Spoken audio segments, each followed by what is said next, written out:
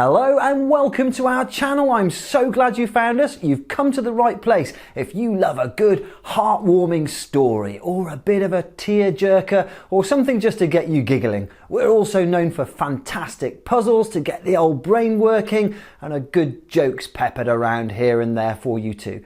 Don't forget to click subscribe. Now you've found us, you don't want to lose us again. And when that little bell comes up, click that too. That way you'll get notifications every time we upload a new video just for you. Enjoy today's story. Heartfelt words from Hillary Clinton as brother Tony Rodham dies.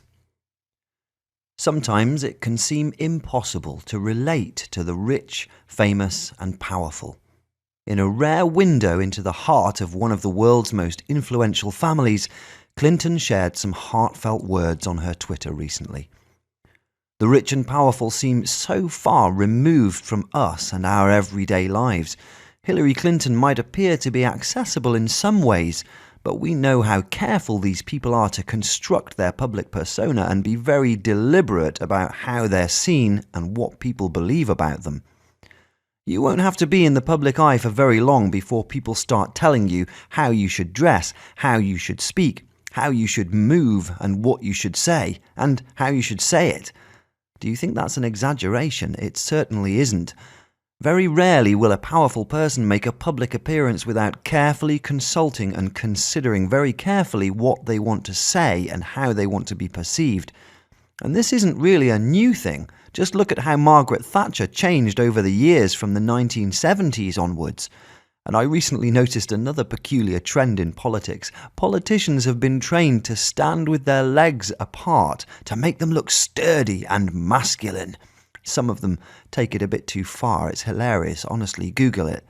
The only reason I'm saying all that is because when there is a death of somebody close to us, I think that must be one way we can really relate to what's going on in the hearts and minds of people it might otherwise be completely impossible for us to really know and understand.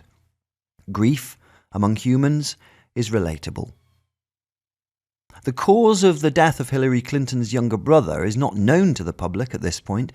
Hillary said on her Twitter feed, "We lost my brother Tony last night. It's hard to find words. My mind is flooded with memories of him today. When he walked into a room, he'd light it up with laughter." Rodham's wife, Megan Madden, as well as Zachary, Simon and Fiona, his 3 children, are all still with us. He also has an older brother who is still alive. Although he's not been in the public eye to the same extent as his sister Hilary, his life hasn't been without some controversy. He successfully lobbied his brother-in-law Bill to give a full pardon to a couple who were convicted of bank fraud. A generous gesture you may think, but it certainly raised a few eyebrows when it emerged that the same couple had paid Rodham $245,000 for consultancy work. It's a different world, isn't it? Rodham himself has an interesting past. He wasn't particularly visible during Clinton's 2016 campaign for the presidency, although he did show up on a few occasions in some stops in Pennsylvania. Doing that with your sister shows there must be some genuine family love there. A lot of siblings grow older and grow apart, but showing that support for your family at that age indicates there must have been a real closeness between the two. Although Rodham was best known as a consultant, I can only guess that he must have had the inside track on all the internal goings-on in government at the highest level. He was also a prison guard, a salesman, and even, get this, a private detective. I guess there were times when even somebody like Tony Rodham's life, when he, like the rest of us, just had to do what he could to make ends meet. I can't imagine what it must be like going from being a salesman and a prison guard to being the brother-in-law of the President of the United States. An incredible journey, no doubt. Rodham himself said that the journey came with its own trials. In 1999, he said, "It can go both ways. There's some wonderful things that have happened to me because of my relationship with Hilary and Bill, and there's been some really terrible things that have happened to me." He didn't go into any great detail as to what he was alluding to. However, he was saying this shortly after the height of the Lewinsky scandal around 95-96, which, whoever your sympathy lies with, must have dragged the entire family through a seemingly endless mire of impossible situations. It's a wonder that so many people crave the kind of money and power which seems so far out of our reach, and yearn to enter this distant, closed world which these people inhabit. But the lifestyles of the uber-rich and powerful rarely seem to be identified by their great joy and peace. I wonder how much we waste our time wanting something that either we would despise or we wouldn't know what to do with if we had it.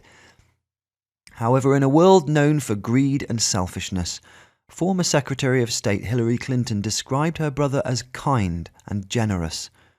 That's great to hear her say, and must only add to her sense of loss in this very difficult time. She also said, "We'll miss him very much." We are sure this is true. For what little we really know about these people and how little of their true hearts they really do or even can reasonably share with us, there's one thing we can know, and that's the pain of grief and loss which all humanity has in common. Share this story with your friends and family. Well, we hope you enjoyed that. If you did, make sure you share it with your friends and family. It's Tinternet after all. It's all about sharing. Click subscribe and click the little bell so you get notifications. And we love to hear your comments in the comments section below. See you next time.